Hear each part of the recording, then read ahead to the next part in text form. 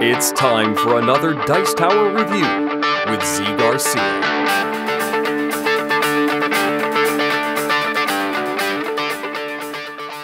Hey everybody, what's up? Today I'm taking a look at a little card game called Royal Goods. I almost said, oh my goods, because that is going to be the title of the upcoming reprint from Lookout Games.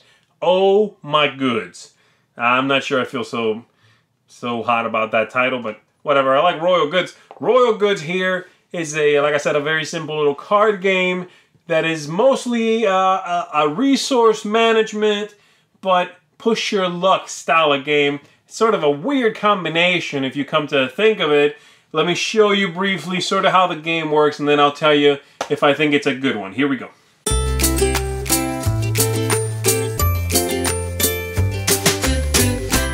At the beginning of the game, each player is going to be given this building here, a char burner. They are going to be given one of these worker cards, which are double-sided. You can play with the female or the male side. It's up to you. And you are going to be given 5 cards, which become your hand. And you are given 7 cards, which we lay across the char burner here, face down, and each one represents 1 piece of coal. Coal will be worth $1, as it says here on the card. And then we put the deck out somewhere. Each player, by the way, is given this. So here's the other 3 buildings and the other worker cards. I'm just going to be showing you the layout for one player, but obviously everybody's doing this. And then you are going to shuffle up these assistant cards and put out a certain number of them depending on the number of players. These are double-sided. You just shuffle them up however you want to and lay some out so everybody can see them.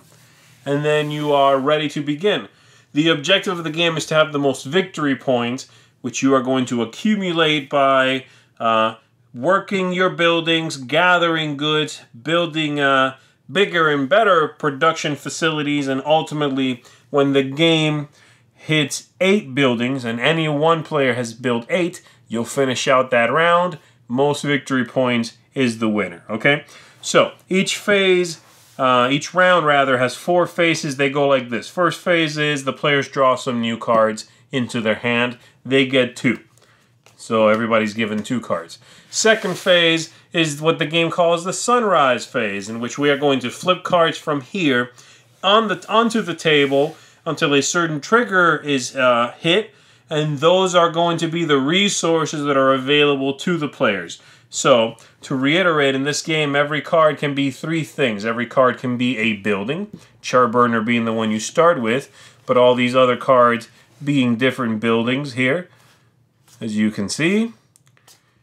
Second thing it can be, because it can be a good. If you lay it face down and across like this on a building, then it represents whatever that building makes. And the third thing is, it can be one of the goods available to you out here in the row, which is sort of the market. So we're going to start flipping cards over. This gives you a wool, and we are looking for a little sun symbol that is going to show up right there. So this is the first card. It does not have one. We flip another one. It's also wool, and it has the symbol that I'm telling you about, a little half sun kind of peeking out from under there. We are looking for 2 of those, and then we'll stop flipping. This is called the sunrise phase. And we flip another one, and we flip another one, and there it is. So we've got, this is everybody has available to them 2 wood, 1 clay, I guess it is, and 2 wool cards. Now, we are going to, all the players, after this sunrise phase, but before the sunset phase, which is very, very similar to the sunrise phase, you're going to pick a building you'd like to build, if any, and you're going to assign your worker to one of the buildings you've already built. Obviously, at the beginning, just the char burner there. So, we started with 7 cards right here. Each one, as I said, is worth $1. So at the very beginning of the game, I know I have $7 that I can use towards building one of these buildings. So let's say I want to build this building here, a weaving mill. I'm going to put it face down on the table. I've chosen it, and then I'm going to assign my worker to this building. I can do that in one of 2 ways. They can work sloppily, or they can work carefully. There is a symbol with 2 cards here. That means they're being careful. A symbol with 1 single card and -1 token. That means they're being sloppy. what this means is very simply that tells you what will be required of the building to produce, and those things that it requires normally come from this flip we just did. And it tells you if you need every single symbol shown or if you can ignore one symbol but make a fewer card, okay? Let me explain that again. Right now, this card needs 2 clay and 1 wood to produce coal, rather. Not one, but produce coal.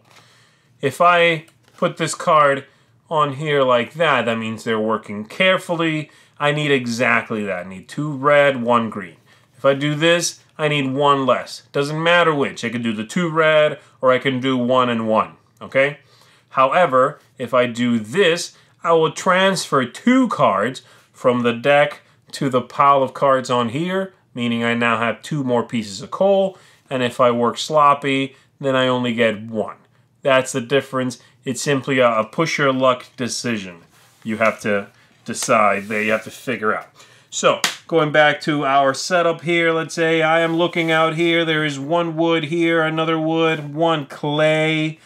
I think I can flip another 1 clay, so I'm going to go for it and hope that I get the 1 more clay and then I can actually do it. I can make the stuff, okay? And so once everybody's done all this, we all do it simultaneously. This flip is good for everybody. Then we do the sunset flip, which is exactly like this one. We're going to start flipping. There's no sun. Sun on that one. No sun. Sun on that one. Boom. Done. And now you realize that while I needed 2 red, I did not get another red. And I can't do anything, right? Well, that's not quite right. There is something I can do if I did not quite get the entire formula needed. I have the 1 red, the 1 green. Well, I can discard another red from my hand. And now I've got what I need. All right? And I would take 2 cards and transfer them to that stack there.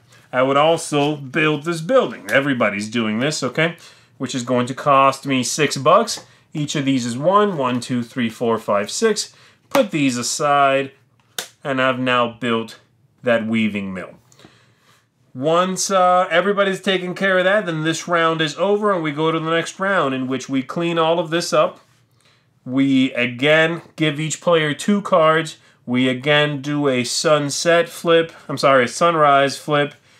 People can assign their worker. Obviously now if you have another building, they could go here. They could go here like that. You can still keep them there, whatever you want to. And you can again put a building face down that you are going to build. We do a sunset flip. And then you see if you can actually make it happen, okay? That's the basic rhythm of the game. One more thing you can do while you are triggering these buildings is, like I just showed you, I played an extra red to get this formula to work. I put 2 cards on here. But besides that, I can now, if it triggered at all, then I can keep pumping this building with more of that green to continue making this stuff. Now, those have to come from my hand, but I could discard wood from my hand and add another one on there. And this one I can keep doing. This just happens once or twice, depending on the way I chose to work.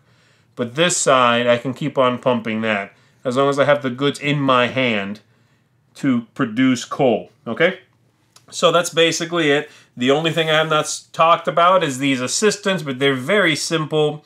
They have a requirement of buildings built that you must possess before you can buy these. And you can buy these instead of or in addition to your building being built, okay? And so each one has a specific combination. This character, for example, expects you to have built 4 red buildings, like this one here, before you can hire them. Pay $2, you take them, you assign them to a building, and they just check for those goods and give you a card if it happens. It's basically an extra worker that does not move around. There is a way you can move them around if you pay some money, but normally does not move around. But they might make you some more stuff, and they give you some victory points, okay? So that's the way these work. Again, they have different combinations of colors and such. And then besides that, there's some cards in the deck that are these gray cards, which are not buildings that you can assign workers to. They just give you some bonus. So this one, for example, if you own this building here, then after this flip, you and you alone have +1 stone. So you can count +1 stone when you are checking to see what you made that round, okay? That's pretty much it. Again, once someone hits 8 buildings, you finish out that round, you count up your victory points, and whoever has the most victory points is the winner of the game. I'm a big fan of push your luck games. I tend to enjoy that sort of very light fare. It's a very relaxing game, usually with little moments punctuated by an sort of groan-worthy second, and then you're back to just light fare. I like that. This game has the push your luck aspect in spades, and it does it very well. It's just a hair too complicated for it to fit that niche for me, you know? It's almost like too much to explain and for people to sort of get and wrap their minds around for how flip a card and see what happens the game is, you know? For how lucky, for how random, perhaps. Now, yes, you can, mitigate a lot of that by having the right cards in your hand. So you can just, I don't care if it's flipped or not, I have it in my hand. There is that, yes. There's a few different things you can do to, pad your outcome. But ultimately, it's a game where you flip a bunch of cards into the middle of the table and you see if you got what you needed to get. Which is fine. I don't mind that kind of game. It's just a little complicated. I like the look of the game. I like the time the game takes. It's about half an hour or so. It moves at a pretty nice clip, though later on in the game it does slow down because players have a lot more options in front of them for kind of what they want to do, who they want to, where they want to assign the person, etc. So it slows down just a tad later in the game. That's to be expected, but it still moves along at a nice clip. To me, this game felt a lot like a more complicated, yet luckier Splendor. I'm not sure that's a good combination to be both more complex and luckier than a game like Splendor, but I did not dislike the game. I think this and, now, something like Splendor has been a massive hit, okay? So you might look at this and go, filler version of that, forget it. But I think that's not necessarily the case. I think this can be a really fun game. Splendor is a math problem. This is sillier. This is lighter, and yet it still lets you manage resources. It still lets you make choices. What building do I want? It still lets you compete for those assistants. So there's all of that in there, Ultimately, not a huge recommendation from me, but I did not dislike the game. I think I'll play it a few more times. I definitely want to keep exploring it, And it's a neat game. It's like the push your luck game for gamers, maybe, I just don't think I'm going to be playing this anytime soon with, say, non-gamer friends. Because I don't explain that much with the whole, you need this combination, but you can add cards from your hand. And then if it happens, you can throw more cards and keep... it's a little clunky that way. But if you like card games, if you like push your luck games, and you think resource management meets hedging your bets sounds like a good idea, then check this one out. I'm not going to give it 2 thumbs up or anything, but I enjoyed it. That is Royal Goods. Oh my goods! Thanks so much for watching the Dice Tower videos. Find more great videos and reviews as well as our top-rated audio podcast at Dicetower.com. You can also find other great shows at Dicetowernetwork.com. I'm Eric Summerer, and you've been watching The Dice Tower. The Dice Tower is sponsored by Cool Stuff Inc., where you can find great games for great prices. Cool stuff in stock. Check them out at CoolStuffInc.com.